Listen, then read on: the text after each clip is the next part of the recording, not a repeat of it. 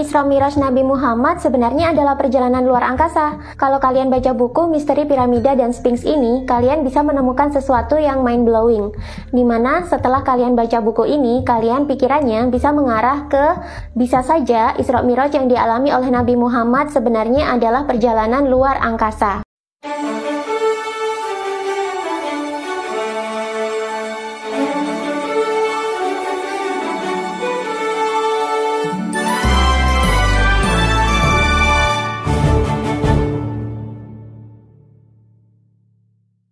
Isra Miraj adalah perjalanan spiritual Nabi Muhammad yang terjadi dalam waktu 1 malam saja, dan sebenarnya merupakan 2 peristiwa yang berbeda. Isra merupakan peristiwa perjalanan yang dilakukan oleh Nabi Muhammad dari Masjidil Haram menuju ke Masjidil Aqsa. Pada saat itu, Nabi Muhammad melakukan perjalanan menggunakan buraq. Sementara Mi'raj merupakan peristiwa perjalanan Nabi Muhammad dari bumi menuju ke langit ke-7 dan dilanjutkan ke Sidratul Muntaha bertemu dengan Allah Subhanahu wa Ta'ala untuk menerima perintah mendirikan sholat secara langsung. Sidratul Muntaha sendiri sangat mirip dengan kondisi lubang hitam dan lubang cacing yang menjadi objek penelitian fisika kuantum akhir-akhir ini. Ini banyak dijelaskan dalam buku Teori Segala Sesuatu berikut ini. Walaupun masih perlu penyelidikan lebih lanjut, bisa jadi lubang cacing yang berada dalam lubang hitam merupakan portal ke dimensi semesta yang lain. Inilah yang membuat perjalanan luar angkasa bisa dilakukan dalam waktu yang sangat singkat. Peristiwa Nabi Muhammad melintasi langit saat Isra Miraj ini adalah bukti bahwa Nabi Muhammad pernah melakukan perjalanan luar angkasa, dan buraq yang beliau kendarai bisa saja merupakan sebuah wahana antariksa yang memungkinkan manusia meninggalkan bumi dan menjelajah ruang angkasa dalam waktu yang relatif sangat singkat. Sebenarnya, kisah perjalanan Nabi kuno ke luar angkasa tidak hanya terjadi pada Nabi Muhammad saja. Dalam buku Misteri Piramida dan Sphinx ini dikisahkan, sebenarnya Nabi Idris, salah satu generasi Nabi awal setelah Nabi Adam dan Nabi Syis, juga pernah melakukan perjalanan ke luar angkasa dengan proses yang mirip dengan Isra Miraj Nabi Muhammad. Setelah melakukan perjalanan ke luar angkasa itulah, Nabi Idris banyak mendokumentasikan dan mengajarkan ilmu pengetahuan kepada umatnya. Bahkan bisa membangun kompleks piramida agung atau Great Pyramid di kawasan Mesir kuno. Bagaimana nabi-nabi zaman dulu pernah melakukan perjalanan luar angkasa, padahal sampai sekarang belum ada pesawat atau roket yang mampu menembus planet lain? Dalam buku Misteri Piramida dan Sphinx ini dijelaskan bahwa Nabi Idris dulu pernah naik ke planet Saturnus dan berputar mengorbitnya selama 30 tahun sebelum akhirnya beliau turun kembali ke bumi dan mengajarkan ilmu perbintangan kepada manusia. Karenanya dalam buku ini, Nabi Idris dianggap sebagai astronot pertama. Cerita lain juga ada di buku tersebut. Nabi Idris pernah diangkat ke langit ke-7 dan ada pula cerita bahwa Nabi Idris memiliki cerita sendiri dengan malaikat maut. Ia meminta Allah untuk memberinya rasa kematian. Kemudian ia juga meminta Allah untuk menunjukkan rupa malaikat Ridwan dan memasukkannya ke dalam surga. Dan di sana Nabi Idris tidak keluar-keluar dari surga sebelum usianya 150 tahun. Dalam buku ini juga dituliskan sebuah riwayat dari Abu Al-Fida yang menceritakan sisi lain dari peristiwa perjalanan luar angkasa Nabi Idris. Ia mengatakan, satu malaikat membawa Nabi Idris ke langit keempat. Lalu malaikat maut bertemu dengannya saat dia dalam perjalanan ke bumi untuk mengambil ruhnya. Dan menurut riwayat tersebut, malaikat maut berhasil mengambil ruh Nabi Idris di langit sebelum Nabi Idris sampai ke bumi. Dalam cerita perjalanan luar angkasa yang dilakukan oleh nabi-nabi kuno, di sini kita lihat selalu ada dua hal yang menjadi poin dalam cerita tersebut. Yang pertama, selalu ada malaikat yang mengantar nabi melakukan perjalanan. Yang kedua, perjalanan selalu dikisahkan melintasi langit hingga beberapa lapis langit.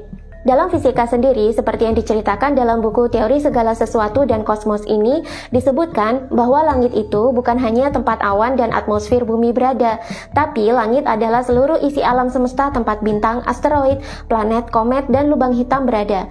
Sehingga bisa dikatakan bahwa peristiwa Isra Miraj atau peristiwa lain yang sejenis adalah perjalanan luar angkasa melintasi antar planet, bahkan antar bintang. Malaikat sendiri adalah makhluk yang terbuat dari cahaya, dan dalam kisah-kisah agama, malaikat selalu dikisahkan turun dari langit. Bisa jadi malaikat di sini adalah makhluk ekstraterestrial yang memasuki bumi melalui langit. Uniknya, dalam buku sejarah dunia yang disembunyikan sendiri disebutkan, pada masa-masa peradaban yang kurang lebih semasa dengan zaman Nabi Adam hingga Nabi Nuh, manusia ternyata terbiasa hidup berdampingan dengan makhluk-makhluk ekstraterestrial. Namun makhluk-makhluk tersebut oleh masyarakat kuno dianggap sebagai dewa atau malaikat, dan dianggap sebagai makhluk rohani atau terbuat dari ruh. Dalam kitab Sirul Asrar sendiri disebutkan bahwa ruh manusia juga terbuat dari cahaya ilahi yang disebut sebagai Nur Muhammad. Dan karena ini terbuat dari cahaya, maka sesuai dengan hukum fisika yang dijelaskan dalam buku Kosmos dan Teori Segala Sesuatu ini, cahaya sampai sekarang ditetapkan sebagai partikel yang bergerak paling cepat di alam semesta. Tidak ada yang bergerak lebih cepat daripada kecepatan cahaya. Carl Sagan sendiri dalam bukunya yang berjudul Kosmos menyebutkan, saking cepatnya sebuah cahaya bergerak, sinar matahari pun hanya memerlukan waktu 8 menit saja untuk sampai ke bumi. Padahal jarak bumi dengan matahari sendiri berkisar 149 juta kilometer. Dari sini, perjalanan Isra Miraj atau perjalanan luar angkasa lain ala nabi-nabi kuno yang mirip Isra Miraj itu bisa terjadi dalam waktu singkat jika manusia bergerak dalam kecepatan cahaya. Itulah kenapa selalu ada kisah malaikat yang mendampingi peristiwa perjalanan luar angkasa ini. Dan salah satu kemungkinan manusia bisa melakukan perjalanan luar angkasa adalah manusia berkelana menggunakan ruhnya tanpa jasad karena ruh manusia itu terbuat dari cahaya. Kalaupun ada wahana seperti buruk dan sejenisnya, maka wahana ini kemungkinan juga bergerak dalam kecepatan cahaya. Nah, berdasarkan kisah-kisah kuno dalam agama ini, bisa jadi di zaman dulu sebenarnya interaksi manusia dengan makhluk-makhluk ekstraterestrial ini seharusnya sudah ada.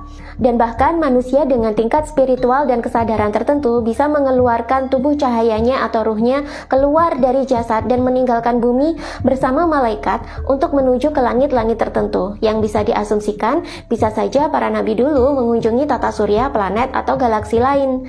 Nah, gambaran surga dan neraka yang dilihat oleh nabi yang melakukan perjalanan ruang angkasa ini bisa jadi adalah bentuk planet atau tempat lain di alam semesta yang memang memiliki visual mirip seperti neraka dan surga sungguhan. Para peneliti saja baru-baru ini menemukan sebuah planet neraka yang berselimut magma. Planet berbatu ini disebut 55 Cancri A yang juga dijuluki sebagai Johnson. Planet ini mengorbit bintangnya begitu dekat sehingga 1 tahun hanya berlangsung selama 18 jam. Jarak yang sangat dekat ini membuat permukaannya menjadi lautan lava raksasa. Bagaimana dengan surga? Tidak menutup kemungkinan juga para nabi itu menemukan planet atau tempat lain di semesta yang sangat indah dan nyaman untuk ditinggali. Jika manusia tinggal di sana, maka yang ada hanyalah kebahagiaan dan kedamaian, mirip gambaran surga dalam kitab-kitab agama. Lalu, kenapa nabi-nabi zaman dulu bisa melakukan perjalanan luar angkasa tanpa menghabiskan biaya dan upah yang besar untuk membuat pesawat luar angkasa yang mahal seperti di zaman sekarang? Bisa jadi, ini karena tingkat spiritual mereka yang sangat tinggi. Ketika manusia memiliki tingkat spiritual dan kesadaran yang tinggi, manusia akan memiliki energi yang sangat besar. Interaksi dengan makhluk-makhluk ekstraterestrial sejenis malaikat ini memang memerlukan energi yang sangat besar, namun ringan, bahkan tidak bermassa. Yang bisa melakukan ini adalah ruh manusia itu sendiri. Sedangkan para nabi adalah manusia dengan kesadaran spiritual yang tinggi, sehingga mereka bisa membedakan kesadaran murni mereka atau ruh sejati mereka dengan jasad. Jasad adalah wahana ruh untuk hidup dan bekerja di bumi yang 4 dimensi, sedangkan ruh adalah esensi murni manusia yang bisa bergerak dalam kecepatan cahaya dan memiliki energi yang besar. Untuk berinteraksi dan bertemu dengan malaikat sendiri dibutuhkan energi dan kesadaran yang sangat tinggi. Karenanya interaksi ini sulit dilakukan oleh manusia biasa tanpa memiliki kesadaran spiritual yang cukup. Bahkan cahaya dalam fisika pun bisa merambat di dalam ruang hampa, sehingga ruh manusia juga bisa bergerak di antara ruang-ruang hampa antar bintang dengan kecepatan yang konstan.